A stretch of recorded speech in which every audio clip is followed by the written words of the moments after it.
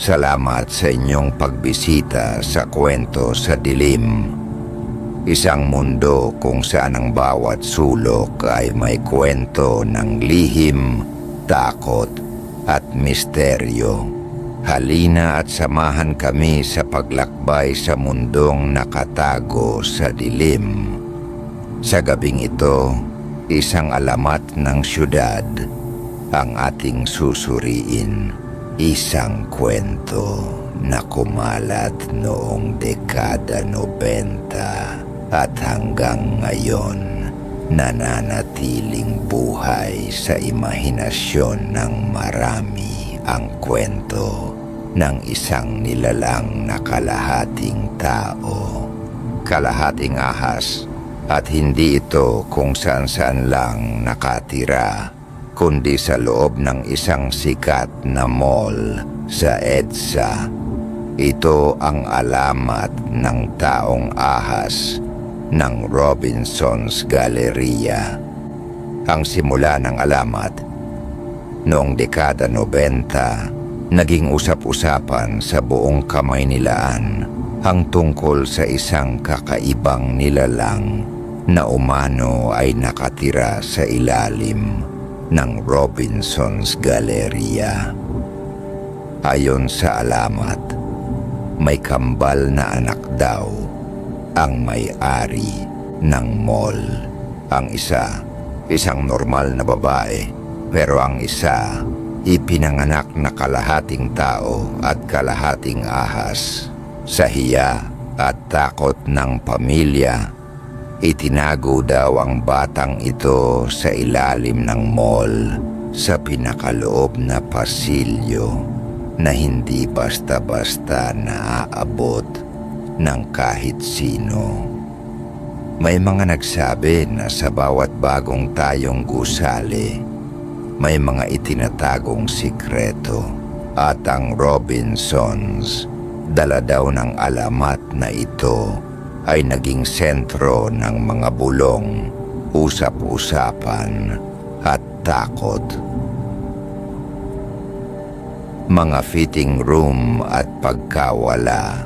Pinakakilala sa lahat ng kwento ang tungkol sa mga fitting room ng mall. Maraming babae raw ang pumapasok para magsukat ng damit, ngunit hindi na lumalabas. Ayon sa mga sabi-sabi, may mga lihim na daan sa ilalim ng fitting room na diretsyong nagdadala sa taong ahas. Kapag may nagustuhan siyang biktima, kadalasan daw ay maganda, bata at babae. Bigla na lang itong nawawala, at sa halip na makita ng mga kasama, ang fitting room ay lalabas na tila walang laman, parang walang pumasok kanina. Sa mga sumunod na araw, ang mga nawawalang ito ay hindi na natatagpuan. May ilan pang usap-usapan na may closed-circuit television footage na raw noon na nakuhanan ng kakaibang pangyayari. Isang babae raw ang pumasok sa fitting room, ngunit nang suriin ang kamera, bigla itong naglaho. Ang sikat na aktres. Mas lalo pang kumalat ang alamat ng isama sa kwento, ang isang sikat na aktres. Ayon sa chismis, nag-shopping daw ito sa mall at pumasok sa fitting room. Hindi na siya lumabas.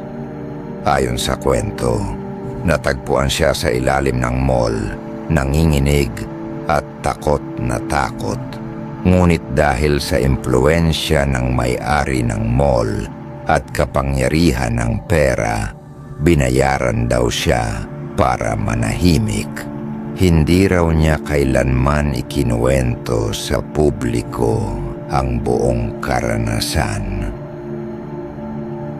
Kahit walang malinaw na ebidensya, maraming tao ang naniwala Dahil sino ba naman ang maglalakas loob na mag-imbento laban sa isang sikat na mall at pamilya? Mga saksi at bulong. May mga empleyado ng mall na nagkwento raw sa kanilang mga kaibigan. Sa gabi kapag kakaunti na lang ang tao, may naririnig silang kakaibang ingay mula sa ilalim. Mga tunog ng gumagapang na malalaking kaleskis, mga pagdampi ng mabibigat na katawan sa sahig. May mga gwardiyang nagsabi na minsan may naramdaman silang malamig na hangin na galing sa sahig. Parang may nakatingin sa kanila mula sa dilim, at sa tuwing sila ay dadaan malapit sa mga fitting room, may kakaibang bigat na dumadampi sa kanilang balaikat. Ang pagtatakip. Maraming nagsasabi na ang mall mismo ay nagsagawa ng paraan para pagtakpan ang lahat ng ito. Kapag may nawala, agad itong sinasabing umuwi, sumama sa kaibigan, o may ibang nangyari. Walang pulis na masyadong nakikialam dahil malakas daw ang koneksyon ng owner ng nasabing mall.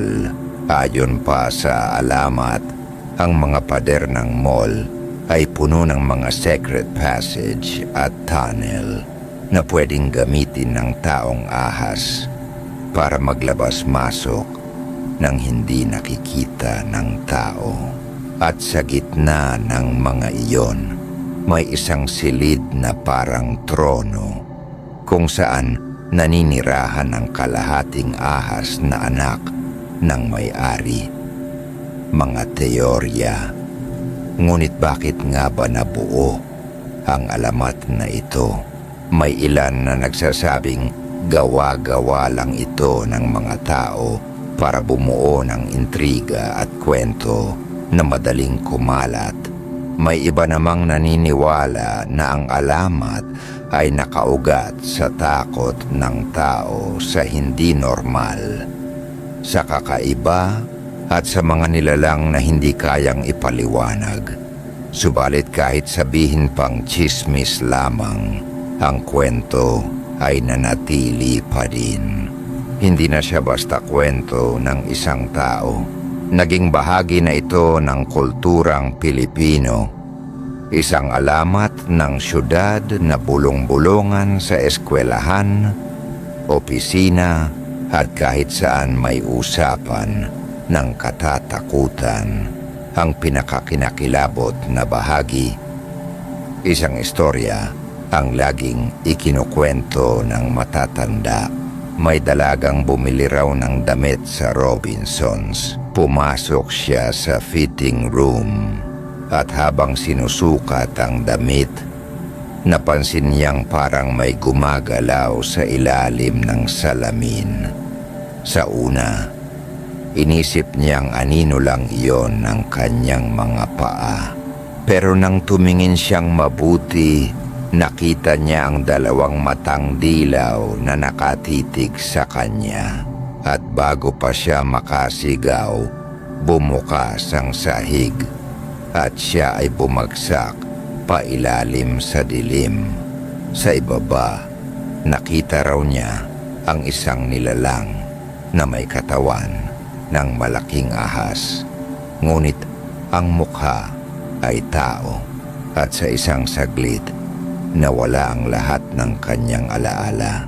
Nang magising siya, nasa labas na siya ng mall, nanginginig at walang makuhang paliwanag kung bakit siya biglang nawala ng malay. Sa kasalukuyan, hanggang ngayon, may mga tao pa ring nagkukwento na kapag pumapasok sila sa fitting room ng mall, nakakaramdam sila ng kakaibang presensya. May ilan na nagsasabing parang may malamig na hangin na galing sa ilalim, o kaya ay pakiramdam nila may nakamasid sa kanila mula sa likod ng salamin. May mga nagsasabing kung minsan kapag nakatingin ka ng matagal sa salamin sa fitting room, Parang may aninong hindi tumutugma sa galaw mo. Para bang may ibang nilalang na nakatingin mula sa kabilang panig. At bagamat walang malinaw na ebidensya, nananatiling buhay ang alamat. Ang kwento ng taong ahas ay isa sa pinakakilala, pinakanatatakutan at pinakapinag-uusapang urban legend sa Pilipinas, Taaral at Babala. Marahil hindi natin kailanman malalaman ang buong katotohanan. Baka totoo nga ang taong ahas o baka isa lamang itong katang-isip. Pero isa lang ang malinaw, ang alamat ay may kapangyarihan. Kayang baguhin ng isang kwento ang takbo ng ating imahinasyon at gawing totoo ang hindi natin nakikita.